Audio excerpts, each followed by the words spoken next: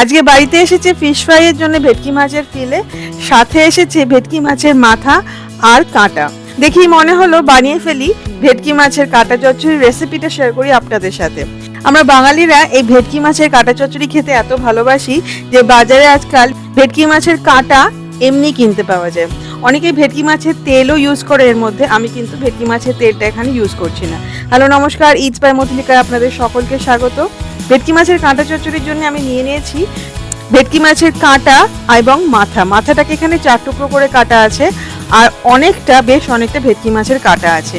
ভেটকি মাছের মাথায় কিন্তু প্রচুর আঁশ থাকে। একটা চামচের সাহায্যে ভেটকি মাছের মাথা থেকে সমস্ত আঁশ ছাড়িয়ে ভালো করে ধুয়ে নুন আর হলুদ মাখিয়ে নিতে হবে। কাঁটা চচ্চড়িতে আমি কিন্তু আলু দিয়েই থাকি, এটা কিন্তু অপশনাল, আপনারা চাইলে নাও দিতে পারেন।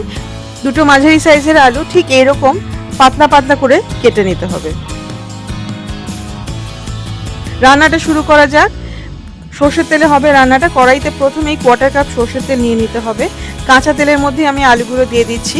এতে আলুও একদম ভাজা হয়ে যাবে আর তেলটাও গরম হয়ে যাবে। হাই ফ্লেমে আলুটাকে লাল লাল করে ভেজে তুলে নিতে হবে।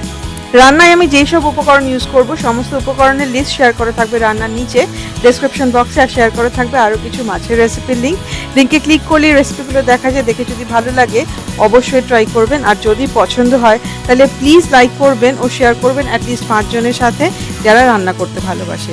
আলুটা ভাজা হওয়ার সাথে সাথে কিন্তু তেলটাও গরম হয়ে গেছে। আলুটা তুলে নিয়ে এবারে বাকি তেলের মধ্যে ভেজে নিতে হবে মাছের মাথা আর কাঁটাগুলো।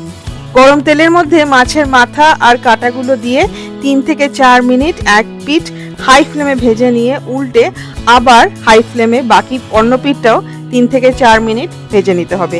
এভাবে সমস্ত কাঁটাগুলোকে ভালো করে ভেজে নিতে হবে। যদি কাঁটাগুলোকে ভালো করে ভাজা হয় তাহলে আমার মনে হয় কাঁটা চচ্চড়ির টেস্টটা খুব ভালো আসে।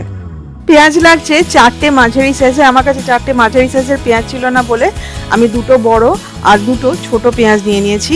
এইভাবে পাতলা পাতলা করে কেটে নিতে হবে। ঝালের জন্য এখানে কাঁচা লঙ্কা ইউজ করব।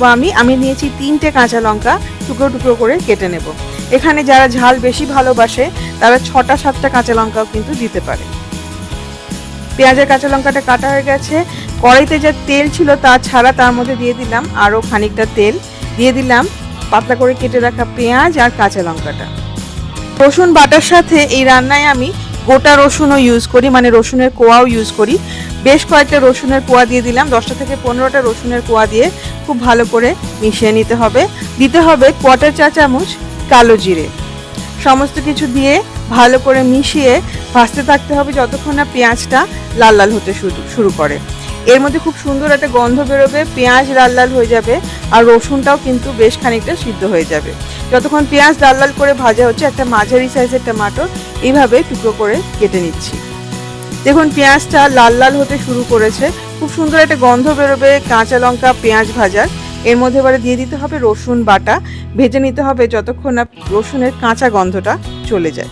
রসুন বাটাটা ভেজে নিয়ে দিয়ে দেবো টমেটো কুচিটা 1 মিনিট মতো ভেজে নেব যাতে টমেটোটা খানিকটা নরম হয়ে যায়।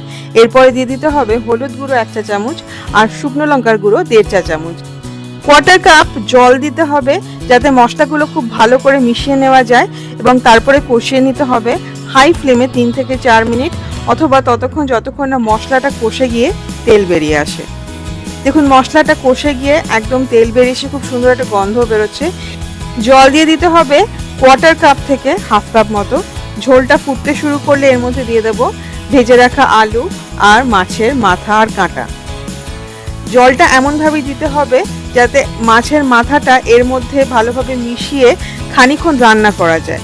মাছের মাথাটা যাতে এর মধ্যে সিদ্ধ হয়ে যায় আর মশলাগুলো যাতে মাথার কাঁটার মধ্যে ভালোভাবে ঢুকে যায়। এবার ভালো করে মিশিয়ে নিয়ে ঢাকা দিয়ে রান্না করতে হবে 4 থেকে 5 মিনিট একদম কম আছে। 4 থেকে 5 মিনিট বাদে মাছের মাথাগুলো কিন্তু একদম রেডি হয়ে গেছে, সিদ্ধ হয়ে গেছে। এবারে ঢাকাটা খুলে 3 থেকে 4 মিনিট হাই ফ্লেমে কষিয়ে নিতে হবে যতক্ষণ না তেল বেরোতে শুরু করে। মানে এইবারে কিন্তু মাছের মাথার সাথে আলুটা পুরো ভাজা ভাজা হয়ে যাবে। রান্নাটা শেষ করতে হবে বেশ কয়েকটা কাঁচা লঙ্কা ছড়িয়ে দিয়ে। তৈরি হয়ে গেল ভেটকি মাছের কাঁটা চচ্চড়ি। রান্নাটা এতই সহজ আর খেতে অসাধারণ। গরম ভাতের সাথে এটা খেতে ভীষণ ভালো লাগে। ঠিক এইভাবে ভেটকি মাছের কাঁটা চচ্চড়ি অবশ্যই বানান, আমাকে কমেন্ট করে জানান যে আপনাদের কেমন লাগলো। রান্নাটা যদি ভালো লাগে তাহলে প্লিজ লাইক করবেন, শেয়ার করবেন। ইটস বাই মধুলিকা সাবস্ক্রাইব করে আমার সাথে থাকবেন। সাবস্ক্রাইব করার সময় বেল আইকনটি প্রেস করলে আমি যখনই কোনো রেসিপি পোস্ট করব প্রথম নোটিফিকেশন আপনার কাছেই যাবে। ভালো থাকুন, ভালো ভালো রান্না করুন, গরমে নিজের যত্ন নিন, প্রচুর জল খান, রান্নাঘরে খুব বেশি সময় কাটাবেন না, সকাল সকাল রান্না করে নেবেন। Happy cooking, thank you.